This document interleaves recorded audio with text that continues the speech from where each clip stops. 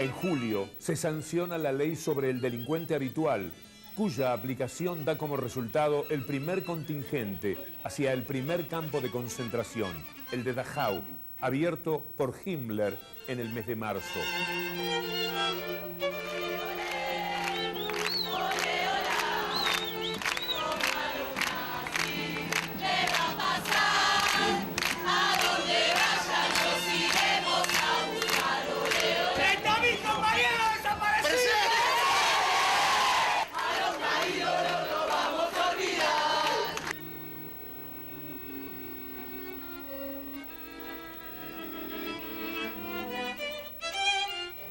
En octubre se reglamentó la ley de prensa.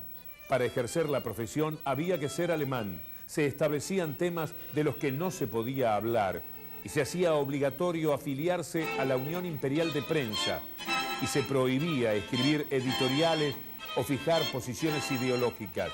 Eso lo hacía el Ministerio de Propaganda.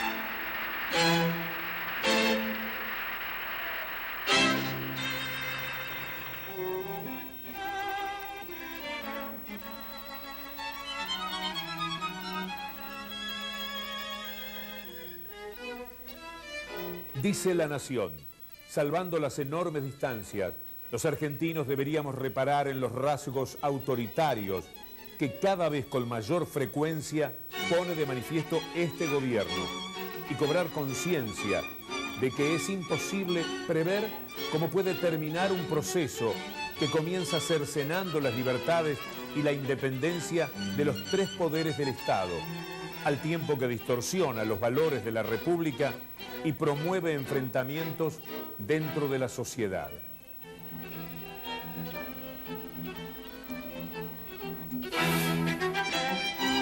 Salvando las distancias. ¿Qué distancias hay que salvar para poder hacer esta comparación? Nosotros quisimos utilizar estas imágenes, bien conocidas cada una de ellas, para invitarlos a esa reflexión. Salvando las distancias. Podemos decir cualquier disparate, cualquier horror podemos propulsar, diciendo salvando la distancia. Lo que molesta en realidad es la democracia. Cuando la democracia no viene con libertad de mercado, con bonos, con deudas, con Fondo Monetario Internacional, les provoca escozor. Se brotan. Esto es lo que duele. Que la democracia sea algo referido al voto del pueblo, al voto soberano. La CNN, esto es verdad, lo hemos mostrado, parece mentira. La CNN, viendo lo que pasa en América, ha propugnado el voto calificado por encima del voto universal. Vamos a hablar de las elecciones con las que supuestamente ganó Hitler. La realidad es que si hablamos de las elecciones, la que ganó Hitler cuando tenía todo el poder y había conculcado todos los derechos, es la única en la que ganó. En 1932, Hitler perdió las elecciones presidenciales con Hindenburg 53 a 36%. 1932. Estamos hablando de la Alemania del ajuste impuesto por el Tratado de Versalles, que verán ustedes es el verdadero responsable del desastre, como anunciaba Keynes, nuestro conocido y admirado Keynes. En noviembre de 1932, noviembre del 32, faltan 2 meses para enero del 33, hubo elecciones parlamentarias y el partido nazi perdió 2 millones de votos y presencia en el Parlamento. Hitler pierde otra elección en la región de Turingia. Y es ahí cuando las bancadas comunistas y la socialista quitan su apoyo al que era el canciller, Schleicher. Schleicher renuncia en enero de 1933. Y ahora sí llega la hora de Hitler, perdedor de cuanta elección hubo hasta ese momento. 30 de enero de 1933, esa es la fecha. Hitler es designado canciller por el presidente Hindenburg. No fue en una elección que llegó al poder total. Ahora sí, Hitler con el poder disuelve el Parlamento y llama a elecciones el 5 de marzo. Sin Parlamento, sin garantías constitucionales, porque se produjo el incendio del Reichstag. Había pena de muerte. Sus hombres ya estaban metidos en el ejército. Así, con todo esto, con ese dominio que tenía dentro de la Alemania a la que había llegado no por los votos, es que Hitler consigue por fin una victoria. con el 44%, no vayan a pensar ustedes en el 54% o en el 60%, con alianzas muy importantes que le permitieron llegar a ese 44%, en medio de una Alemania devastada, porque como verán a continuación, y como anunciaba Keynes en 1919, a continuación del Tratado de Versalles, dejar a un país con una enorme deuda y sin posibilidades de dar trabajo, de recuperarse económicamente, era un verdadero dislate. En esa Alemania de tanto ajuste, de una verdadera locura, de tanto hambre como el que pasaban los alemanes, es que surge Hitler. Esta parte también tiene que ver con esta historia. At the Palace of Versailles, where the peace treaty was signed, British Prime Minister Lloyd George and his French and American allies relished their victory. Keynes was a member of the British delegation here, but against his advice, Germany was ordered to pay everyone's bills for the damage and suffering caused by the war. How could Germany afford to repay that debt? You need an economy that is running to produce money, to produce wealth, and then you can repay. You cannot repay without of nothing.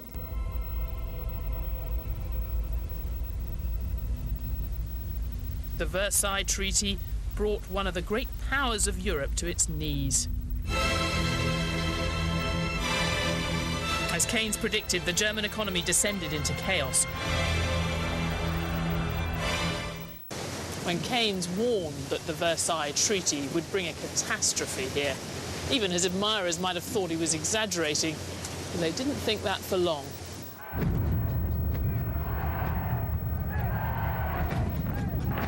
Just 14 years after the Treaty of Versailles, Hitler came to power.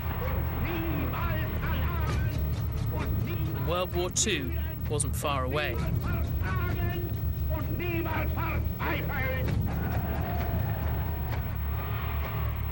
As Keynes had predicted, the price of getting economic relations wrong was calamity.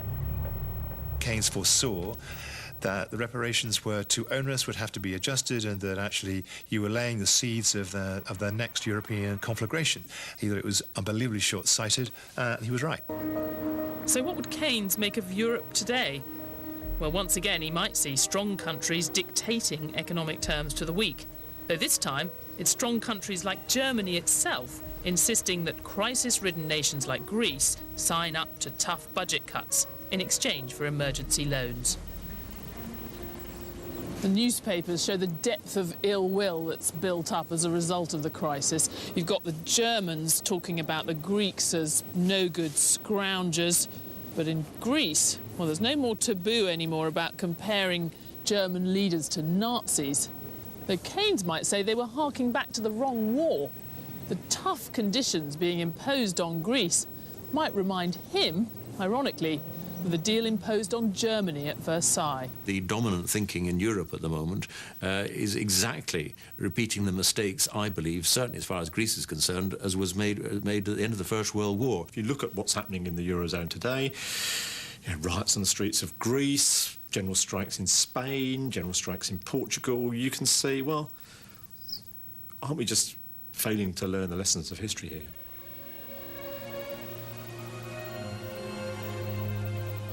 If Keynes could join me in Berlin today, he'd surely appreciate the complexity of the crisis in the Eurozone, and he'd understand why ordinary Germans feel it's time for Greece to pay its own way. But he also understood that imposing too much austerity could be self-defeating. Estaba pensando que este informe de la BBC, salvando las distancias, podría ser un informe de bajada de línea. Hablaron de Grecia, del ajuste a Grecia. Ese ajuste que hay ahora en Europa es muy preocupante.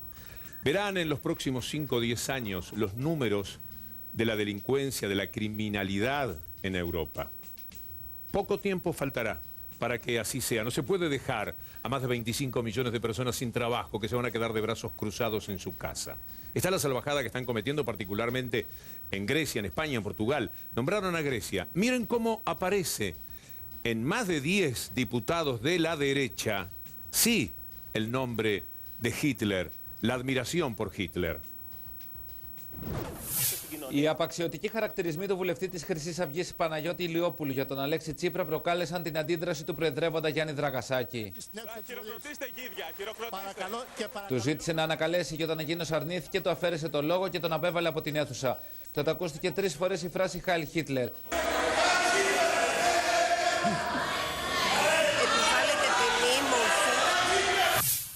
¿Qué es la derecha? El rechazo al pueblo si el pueblo pretende dominar. Mientras tanto, ni siquiera lo ven, no es visible para ellos. La derecha es el odio al inmigrante, justificar a través del inmigrante la falta de trabajo que a estos países los acucia, porque Alemania, el Fondo Monetario Internacional, les dieron sus recetas para que cometieran todos los errores que han cometido económicamente, pero no se van a hacer cargo de ellos. Entonces la derecha habla de esta manera. Un candidato a diputado se promociona de esta forma.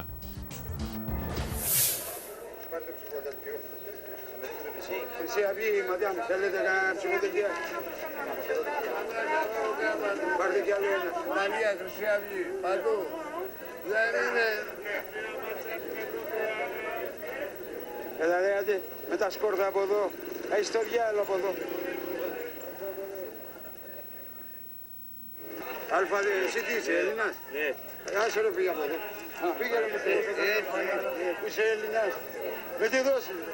Λοιπόν, το οικονομικό θέμα θα λυθεί από τη στιγμή που θα φύγουν οι λαθρομετανάστες. Μόλις ξελαφρώσουμε από 3 εκατομμύρια χαραμοφάιδες που μας πίνουν το νερό, μας τρώνε το φαΐ, μας αναπνέουν τον αέρα το δικό μας τον ελληνικό και μας σκοτώνουν. Λοιπόν, να φύγουν αυτοί, να μείνουν τα λεφτά σε εμάς, να μπορέσουν και οι συντάξεις να ανέβουν και οι μισθοί να μην έχουμε ανέργους. Είναι πρωτόγονοι, είναι μοιάσματα, είναι υπάνθρωποι, δεν μας ενδιαφέρει καθόλου η ύπαρξή τους. Γιατί είμαστε έτοιμοι να ανοίξουμε τους φούρνους. Θα φτιάχνουμε κτίρια, να πούμε, κάνα λαμπατέρα θα φτιάξουμε με το δέρμα τους, τα μαλλιά θα τα παίρνει ο Γιώργος να τα πουλάει στο μοναστηράκι, να πούμε, να τα κάνουν παιχλέρια για τσένη. Τι άλλο ρε Γιώργο θα πάρεις από τους αριστερούς? Τα δόλια θα πάρουμε για κοπολόγια. Και όσοι έχουν χρυσά, χρυσά δεν είναι. θα παίρνουμε. Τα χρυσά πάνε στο κράτος. La derecha en plena acción en Grecia, en Europa en general, todos estos problemas, todos estos ajustes traen la defensa de los intereses de las clases más pudientes a través de los gobiernos que digitan a través de personajes como estos. No sé si por acá habrá alguno, lo sabrá usted, pero así son, así piensan, así se manifiestan, así actúan. Y si no consiguen ser gobierno de esta manera, golpean la puerta de los militares, por ejemplo, para que se hagan cargo, o dan golpes institucionales para ver de qué manera se sale después y el tiempo termina avalándolos. Hay una fuerte presencia del Twitter con el programa, Julieta. Así es, Víctor Hugo. Bueno, uno de los temas que nombraba vos al comienzo de Bajada de Línea es referente a la editorial del diario La Nación sobre 1933, ¿no? Esto que fue repudiado en las redes sociales. Por ejemplo, Ernesto Tenenbaum tuiteó: entre los disparates que se escriben en estos tiempos, aquí hay uno que entrará entre los primeros. Delirante, ¿no? Como parte de la prensa y también, digamos, los miembros de la política nacional también se expresaron. Hijos, dice, para La Nación Hitler es lo mismo que Cristina. Para nosotros La Nación es lo mismo que Videla, y también linkea esa publicación del diario La Nación. Daniel Filmus tuiteó: la editorial de La Nación es una gravísima banalización del Holocausto. El mismo diario que jamás dijo nada de los crímenes de la dictadura. Eric Calcaño tuiteó: somos lo opuesto a imputaciones del diario La Nación. Valoramos diversidad, inclusión y realización colectiva sobre intereses corporativos. Y el último, un colega, Gerardo Rosín, dice: cuando La Nación publica hoy una carta de lectores que argumenta en favor de su editorial 1933, lo ratifica, responde al repudio. Dicen todos estos tweets que ahora los presentamos en Bajada de Línea. Interesante lo que dice Gerardo, es así, poner una carta de lectores que le dé razón a lo